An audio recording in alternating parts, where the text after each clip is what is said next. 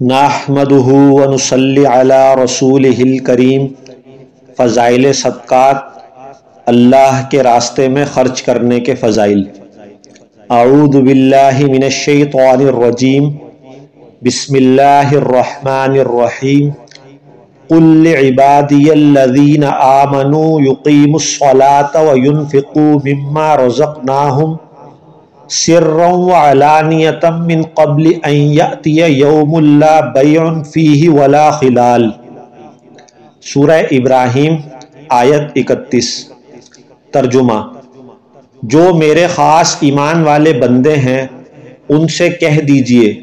کہ وہ نماز کو قائم رکھیں اور ہمارے دیے ہوئے رزق سے خرچ کرتے رہیں، پوشیدہ طور سے بھی اور اعلانیہ بھی، ایسے دن کے آنے سے پہلے جس میں نہ خرید و فروخت ہوگی نہ دوستی ہوگی۔ فائدہ: پوشیدہ طور سے بھی اور اعلانیہ بھی، یعنی جس وقت جس قسم کا صدقہ مناسب ہو کہ حالات کے اعتبار سے دونوں قسموں کی ضرورت ہوتی ہے، اور ہو سکتا ہے کہ مطلب یہ ہو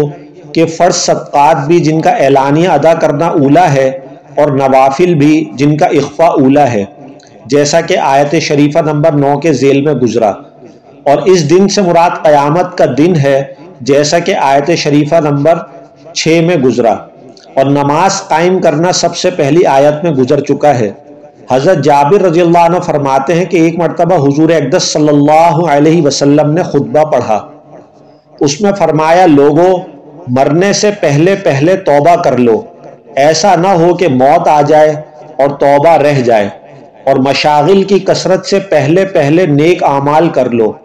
ایسا نہ ہو کہ مشغلوں کی کثرت کی وجہ سے وقت نہ ملے، اور اپنا اور اپنے رب کا تعلق مضبوط کر لو اس کی یاد کی کثرت کے ساتھ، اور مخفی اور اعلانیہ صدقے کی کثرت کے ذریعے سے، کہ اس کی وجہ سے تمہیں رزق بھی دیا جائے گا، تمہاری مدد بھی ہوگی، تمہاری شکستہ حالی بھی دور ہوگی۔